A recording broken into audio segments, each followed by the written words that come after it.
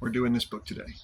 To a great degree, his work and his life are inextricably entwined. You can enjoy his work without knowing a thing about him, of course, but there is a fascinating story in the way his life and attitudes, the things that please, anger, or depress him, the interplay between confidence and insecurity in his psyche, the tension between his desire to collaborate and his need for control, and his way of seeing the artistic possibilities with anything from a newspaper headline to a random postcard, all combine to make his work what it is. That's Paul McCartney. The guy's a freaking genius. Even if you don't like him, you may have to admit that.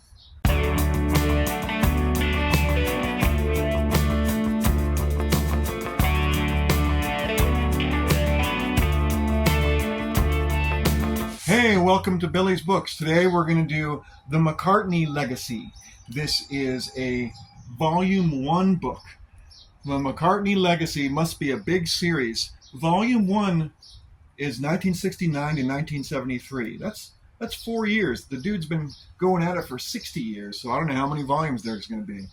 But 69 to 73 is not the happiest of eras in Paul's life, because it starts with the Beatles breaking up, already in progress.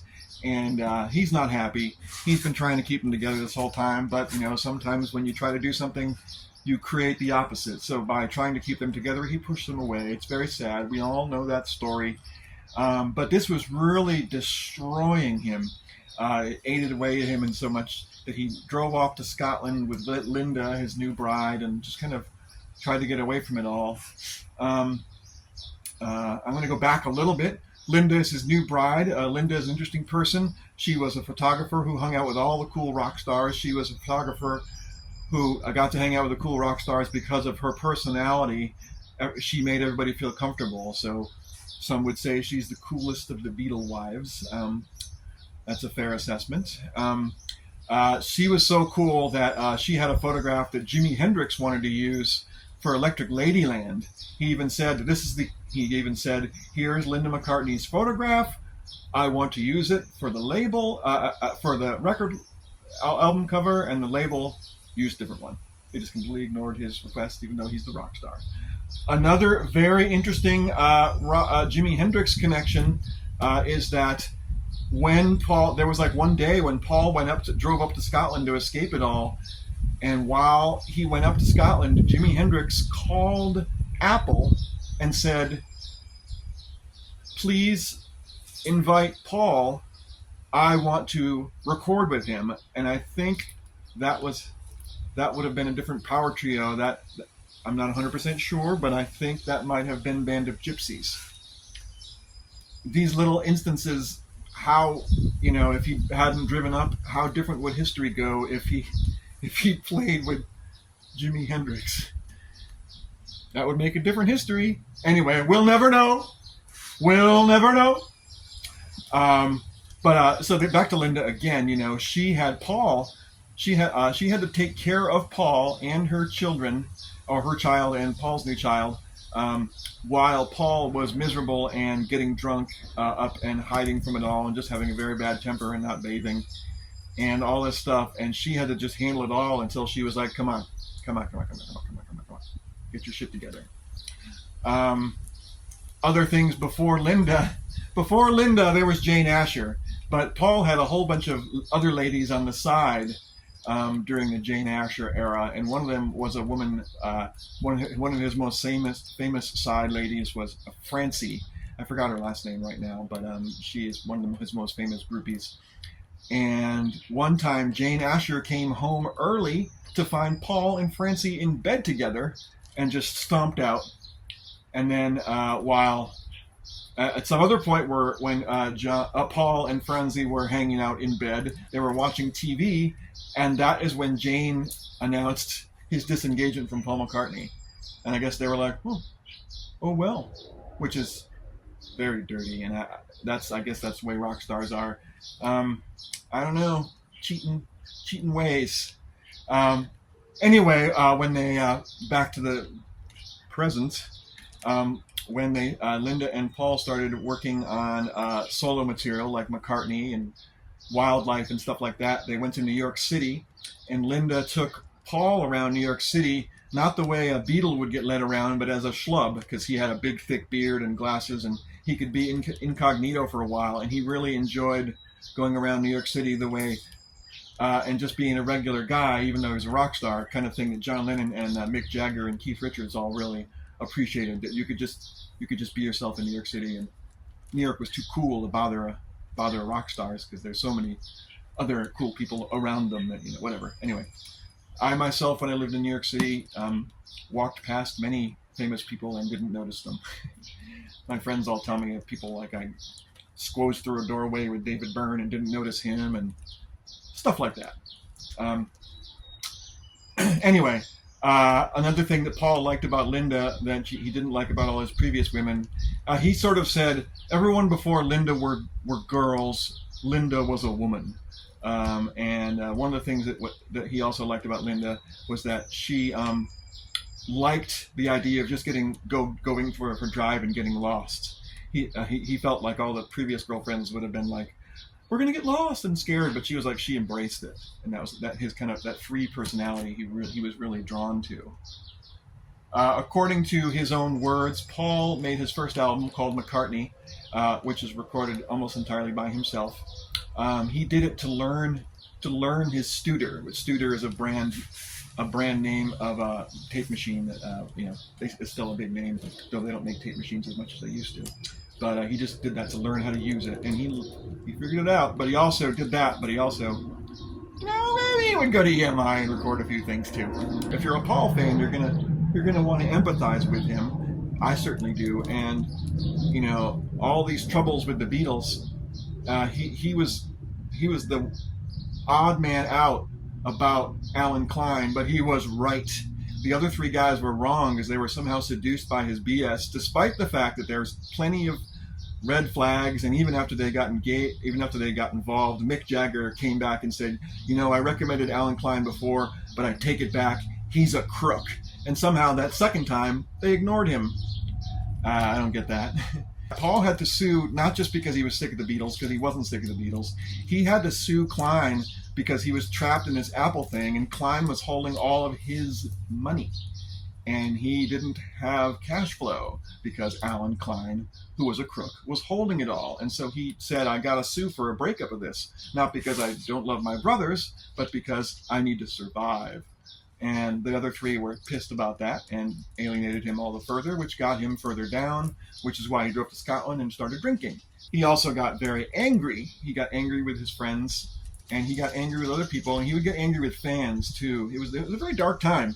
So while they're recording Ram, the second solo album, which is actually a duo album because it's officially Paul and Linda McCartney the whole time.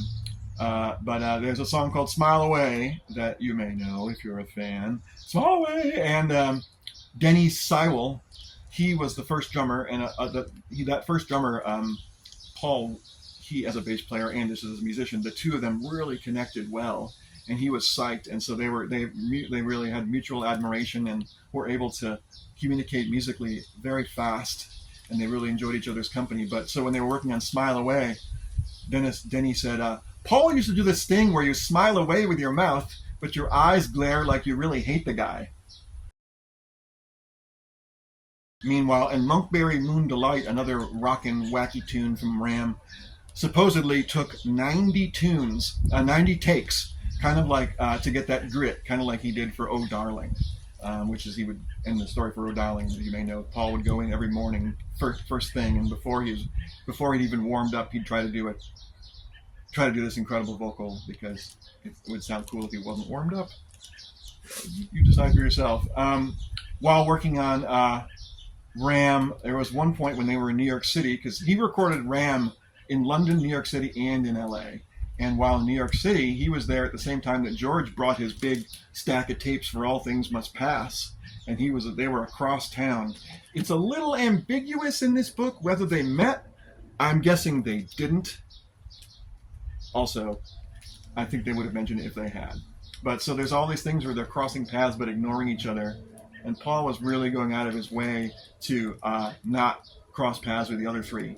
So much so that, Apple had their own studio set up, and he didn't use it. Just didn't use it. for a long time. And then one time for Wildlife, the first Wings album, he brought the masters and had them mastered there, but he didn't record there, but he still mastered the discs at that studio. And then later on said, I haven't used it once, but I don't know, maybe he just didn't consider mastering using the way he recorded. He was using a studio. I don't know. While they were in LA, back to working on Ram again, he for a while, in New York City, he had to be by the clock because it was so expensive, and everyone was like, you can't just be BS. Show up when you show up, or don't book the time. But in LA, he started getting lax again and showing up in the afternoon for a gig that was for a studio session that was booked in the morning. And there's one LA producer whose name I forgot, didn't write down, and he got sick of Paul being so lackadaisical, so he handed the reins to his flunky, who Paul called Eirik the Norwegian. And Eirik was then put to the test by Paul. He's like, oh, you're just a flunky. Here is the newest song. Mix it. And Eirik mixed it, and it was a good mix. So Paul was like, cool, you're on board. Blah, blah, blah. They hit it off really well. And then I guess they hit it off well enough to socialize. And at one point, Eirik brought his dog. And Paul and I guess his kids liked the dog so much that Paul asked to borrow the dog for a weekend. I don't know. He borrowed Eirik's dog, and I think it was not a weekend, but a whole week.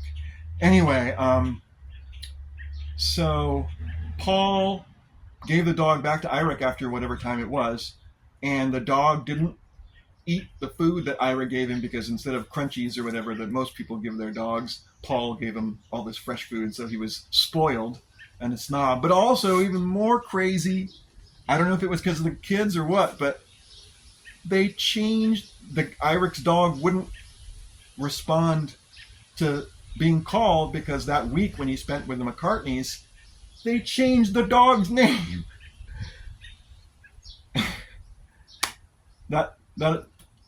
The audacity, you know what I'm saying? That's all. What else?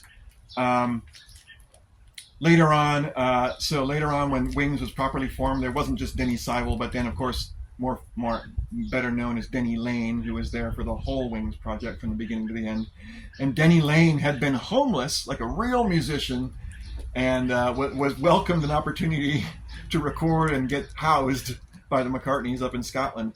But he was also, one of the things that Denny Lane said in an interview later was that he was excited to work with someone he didn't have to explain everything to. Because, they had, Paul and Denny had a nice history back when the Moody Blues Phase 1 toured with the Beatles in the Beatlemania era. So they had hit it off. And so I guess, Paul was like, Denny was like finally an equal, or superior in this case, musically speaking. So that was great. So Paul had two Dennys that he really gelled with quite well. And when Denny Seibel, after recording on Ram, he was gone, and then when Paul said, I'm going to start Wings, he wanted to call Denny Seibel again. He called him up, and that he was in New York City, Denny Seibel was, producing Billy Joel's first album. And he even has a comment about Billy Joel. He was like, yeah, he was like a lost youngster. He didn't know what he was doing. But he was still enjoying being a producer, but he was like, join Paul McCartney's band? Hell yeah. And so he dropped that and crossed the Atlantic to join Wings, because they hit it off so well. I'm going to read you a couple things about the Wildlife Relief Party. Here's some guy that was working with them. I had to set the parameters. The sums in those days were really quite low. I said, EMI will obviously pay, but it's not unlimited. I was thinking of a ballpark figure of £1,000 or $250, but he wanted Ray McVeigh and his band to play dance music, the hire of the Empire Leicester Square, and all the food and booze, provided it was beer and wine. If they wanted spirits, the guests had to buy their own. We worked all this out, and I was saying, we can't do this, and we can't do this. Linda was getting a bit twitchy, and Paul said to her, Linda, love, you've got to remember that the days of the Queen Mary are really over for us. I will always remember that line. Such a great remark. Of course, that means they don't have as much money as they used to, because it's all tied up in Alan Klein's BS. I have one more quote that has to do with the reaction to wildlife, which wasn't as good as Paul expected. As it had done with McCartney and Ram, Rolling Stones announced Wildlife less as an album than as a political salvo in the McCartney-Apple War, and to that end, Mendelssohn, I guess that's the writer, advanced the theory that McCartney was deliberately making bland albums and would continue to do so for as long as he remains contractually chained to an organization that has little desire to make wealthier. Alternatively, in a departure from Rolling Stone's consistent championship of Lennon, Mendelssohn wondered whether McCartney was focusing on the most banal imaginable themes as a way of satirizing Lennon's earnestness and his devotion to causes. I don't buy that. Then there's a George Harrison response, which Paul did not appreciate. It wasn't a very good album. To be kind to Paul, I'll just say that it's not very good. I just can't believe it. Incredible. The songs are pretty poor, and the recording was very bad. It's as if he's forgotten everything. I was really disappointed. The whole thing is crummy. Paul's first album never really knocked me out, but at least he did it on his own. Some of the songs were leftovers from Beatles days. The second I didn't really like, but Ram is sensational compared with the new one. If Wings was an unknown group, it would be a poor album. But by Paul, it's just doubly poor. And then Paul just said, I don't agree with the criticism, but it hurts. Any criticism hurts me, especially from George. So anyway, this goes on. Right now I'm in the midst of reading about the Wings' first tour and how it was all deliberately, improvised it talks about how in their first show, Linda was terrified because she's not a real musician, and she got such bad butterflies in her stomach that they decided they had a set time at like 8 o'clock, and they started playing at 7:30 because before the crowd came, so Linda could get used to being on the stage, so when they slowly filtered in, she wouldn't be so terrified, and I think it worked. They don't really tell that, but anyway, Wings was a real party band. That's all you gotta know. So this obviously goes through Wildlife, this book, and then it's going to go to Red Rose Speedway and Band on the Run. That's a lot. It's a lot to deal with. You see how far I am. You know me. I don't like to give away the ending. So this is this is a very sympathetic Paul book, but sometimes it says, well, I don't know why he did that, because that was pretty rude. Or like, for example, with the dog. Can you believe that? But I mean, if you're a Paul fan, this is just fascinating because it gets super detailed and it straightens out a lot of the ambiguous sequences that we learn from the histories over the years. So check it out. If you can't do, review.